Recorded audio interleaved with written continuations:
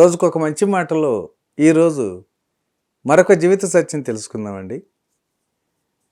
నేటి కాలంలో ప్రతి ఒక్కరూ కూడా ఏదైనా సాధించాలి అనుకుంటే సాధన చాలా అవసరం. మరి ఈ సాధన ఎలా ఉండాలో ఈరోజు తెలుసుకుందాం. ఏది కావాలన్నా, ఎంత కావాలన్నా దానికి మార్గం మనమే అన్వేషించుకోవాలి.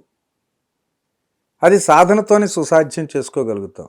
ముందు మనలో ప్రేమ అన్నది కనుక లేకపోతే ఆ ప్రేమను సాధించలేం. నిజాయితీగా డబ్బు సంపాదించాలంటే మన శక్తి సామర్థ్యాలు, తెలివితేటలు అంచనా వేసుకొని కృషి చేయాలి.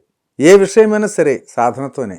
ఎటువంటి అవమానం ఎదురైనా సరే, ఏ తప్పు దొల్లినా దానికి మనమే కారణం అనుకుంటూ మనల్ని మనం నిందించుకుంటూ కూర్చోవటం అలవాటు చేసుకుంటుంటే నిరుత్సాహపడిపోతాం. పరిస్థితి నిరాశాజనకంగా మారిపోతుంది. సాధన వైపు దృష్టి మరలదు. అలాగే మనం తలబిరుసుతో ప్రవర్తిస్తూ ప్రతి విషయాన్ని, ప్రతి ఒక్కరిని విమర్శిస్తూ పోతే మన చుట్టూ ఉన్న వాళ్ళకు కూడా దూరం అవుతుంటాం. నా అనేవాళ్ళు మనకు అసలు మిగలరు. ప్రతి విషయానికి ఎక్కువగా ఆలోచించేస్తూ చలించిపోవటం మంచి లక్షణం కాదు. అందరికీ దూరంగా ఉండి బ్రతకాలంటూ కూడా పద్ధతి కాదు. నచ్చని వాళ్ళను, నచ్చిన వాళ్ళను కూడా కలుపుకొని పోయేవారే ఎక్కువ విజయాలు సాధించడం చూస్తుంటాం. మనల్ని మనం ప్రేమించటం, ఓర్పు, దయాగుణం వీటి కోసం సాధన చేస్తూ పోతే కొన్నాళ్లకు అది అలవాటుగానే మారిపోతుంది. మొదట్లో కృత్రిమంగాను, అసౌకర్యంగాను అనిపించవచ్చు. కష్టమనే భావన కలగవచ్చు. కాలం గడిచిన కొద్దీ మార్పు అనివార్యమవుతుంది. ఈ సాధన మన దృక్పథంలో పరివర్తన తీసుకొస్తుంది. సాధన ఎంతో ఆసక్తికరంగానే మారుతుంది. ఇది ఒకసారితో ఆగేది కాదు.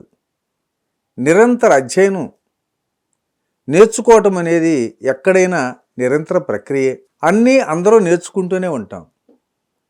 కొంతమందే మనసు లగ్నం చేసిన వారే ప్రతిఫలాలను పొందగలుగుతూ ఉంటారు. ఓ స్వామీజీ చెప్పే ప్రవచనాన్ని రోజు ఇష్టంతో వింటుంటాం. మన మనసుకు అత్తుకుంటుంది. ఆచరణ వైపు దృష్టి సారిస్తాం. చెప్పే విషయం మీద గురి కుదిరి ఆయన పుస్తకాలను చదువుతూ ఉంటాం.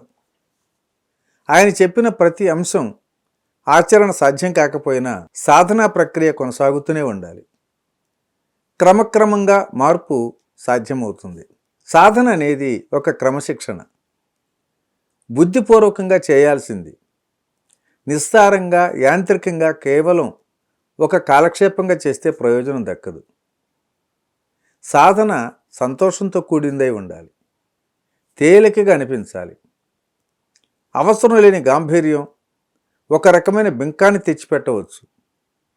గర్వం పెరిగిపోవచ్చు. ఇందులో ఏది కలిగినా ఆధ్యాత్మికత పక్కదారి పడినట్లే. వీణ లేదా వయలిన్ తీసుకుందాం. మరి దాని మీద సంగీతం అభ్యసించడం ఎలా? ఆ సంగీత పరికరాలకు తీగలు వదులుగాను ఉండకూడదు, అలాగని బిగువుగా ఉండకూడదు. ఇటువంటి సమధోరణి సాధకులకు సాధనలో చాలా అవసరం. మనం వైవిధ్యంతో కూడిన సమాజంలో జీవిస్తున్నాం.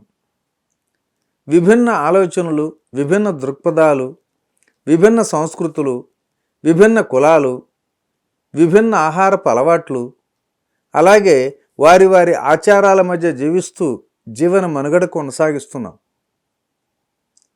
మనం ఎవరికి వారే సరైన సాధన ద్వారా ఆత్మ దీపాన్ని వెలిగించుకొని ఉన్నప్పుడే ఆ వెలుగు మనకు దివ్యమైన వెలుగులు పంచుతూ ఆత్మ విజ్ఞానాన్ని కలిగి ఉంటాం. అప్పుడు మన మాటే మంత్రంగా అద్భుతమైన ఆలోచనల ద్వారా దుఃఖరహిత జీవితం అనుభవిస్తూ దుఃఖరహిత సమాజం కొరకు కృషి చేస్తుంటాం. అందుకు మన పితామహ పత్రిజీ చెప్పినట్లు సరైన సాధన చేసి ఆధ్యాత్మిక శక్తిని పొందితే సరిపోతుంది.